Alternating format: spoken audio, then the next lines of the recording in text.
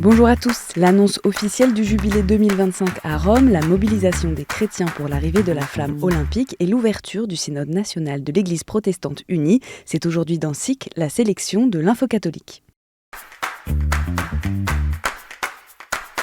Spes non confundit, l'espérance ne déçoit pas. Voici le nom de la bulle d'indiction annonçant le jubilé 2025 et publiée ce jeudi par le Vatican. Lors des vêpres de la solennité de l'Ascension, le pape François en a lu des extraits. L'espérance, en effet, nous en avons besoin. Nous en avons tous besoin. Et n'oublions pas, l'espérance ne trahit pas, elle ne déçoit pas. La société dans laquelle nous vivons en a besoin, elle qui est souvent plongée dans le seul présent et incapable de regarder vers l'avenir. Notre époque, elle en a besoin, celle qui est plongée dans la lassitude et la grisaille de l'individualisme et de la facilité. François invite aussi à donner au monde des signes d'espérance auprès des détenus, des malades, des pauvres, des migrants, des personnes âgées et des jeunes. Et, se faisant la voix des peuples souffrant de conflits, il rêve que les armes se taisent pendant cette année sainte. Cet événement spécifique à l'Église catholique est célébré tous les 25 ans et devrait attirer des millions de fidèles à Rome, car l'une des démarches du jubilé est d'y venir en pèlerinage afin de franchir les portes saintes des 4 grandes basiliques romaines. François a par ailleurs exprimé le souhait d'en ouvrir une lui-même dans une prison, d'autres portes saintes pouvant être ouvertes pour l'occasion par le Saint-Père. L'ouverture de la porte sainte à la basilique Saint-Pierre le 24 décembre 2024 par le pape marquera le début de cette année sainte qui sera également célébrée dans toutes les cathédrales du monde le 29 décembre. 30 à 40 millions de pèlerins sont attendus à Rome jusqu'à la clôture de l'année jubilaire le 6 janvier 2026. Mercredi, la flamme olympique est arrivée à Marseille. Le diocèse a accompagné l'événement en organisant une célébration œcuménique à l'église Saint-Féréol, puis une messe dans la basilique Notre-Dame de la Garde. Dans son homélie, Monseigneur Emmanuel Gobillard, délégué du Saint-Siège pour les JO, a invité les fidèles à être des porteurs de la flamme de l'amour de Jésus. Le lendemain matin, le relais de la flamme olympique a démarré depuis la Bonne Mère, traversant toute la ville jusqu'à atteindre le stade Vélodrome dans la soirée. Pour marquer cet événement, l'équipe de Holy Games a organisé une après-midi sport et unité au centre Omnisport Pierre de Coubertin à Paris.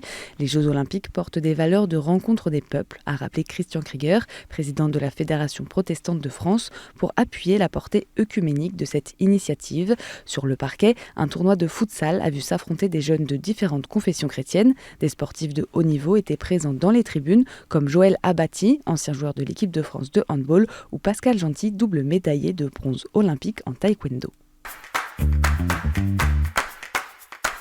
Le pape François a dénoncé cette semaine l'attentat contre le camp de réfugiés de Mugunga dans la périphérie de la ville de Goma, à l'est de la République démocratique du Congo.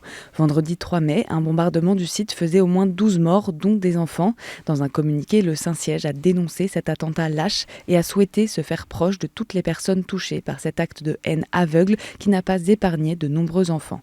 Cette région de la RDC est en proie à de nombreux conflits entre l'armée et les milices, déplaçant des millions de personnes. En cause, les riches ressources de cobalt convoitées par les belligérants. Depuis mercredi et jusqu'à dimanche a débuté à Toulon les travaux d'un synode national de l'Église protestante unie de France sur le thème « La mission de l'Église et les ministères ».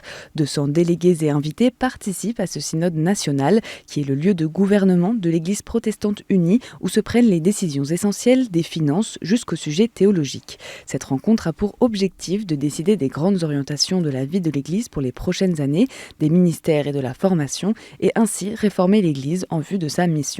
La pasteure Emmanuelle Sebolt, présidente du Conseil national, a longuement évoqué le contexte international de crise entre les guerres et les défis environnementaux, tout en gardant un message d'espérance. Être église de témoins, c'est raconter encore et toujours inlassablement qu'un avenir existe dans l'amour de Dieu à travers toutes les craintes et les horreurs.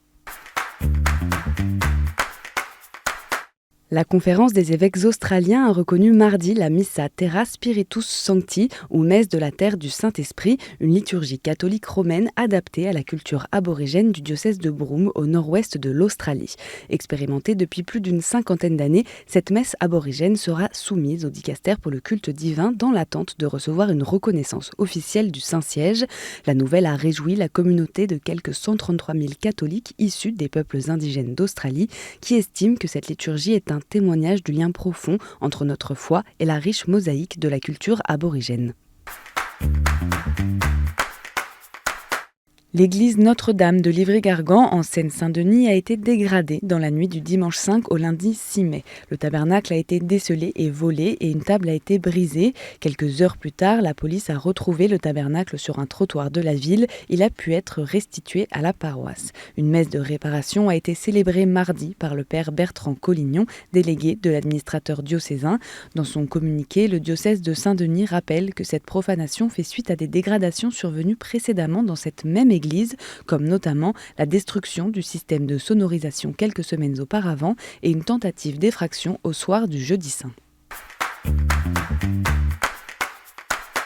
Et en bref, mercredi se sont achevées les fêtes joanniques à Orléans, fêtes en hommage à Sainte Jeanne d'Arc qui libéra la ville de l'occupation anglaise au XVe siècle, un événement auquel s'est associé le diocèse en organisant plusieurs cérémonies, dont un office en action de grâce pour la vie de Sainte Jeanne d'Arc. Cette semaine, la paroisse de Ligny-en-Barrois, dans le diocèse de Verdun, a célébré le 130e anniversaire du couronnement du tableau de Notre-Dame des Vertus, vénéré ici depuis 1459. Les fidèles ont notamment pu participer à une procession sous le tableau lors de la messe anniversaire. Et pour finir, des nouvelles de Notre-Dame de Paris. Les travaux de ferronnerie sur la croix du chevet, endommagés par l'incendie, ont été achevés. Dessiné par Viollet-le-Duc, ce chef-d'œuvre de 12 mètres de haut doit encore être doré avant de retrouver sa place au sommet de l'abside. C'était SIC, la sélection de l'Info catholique.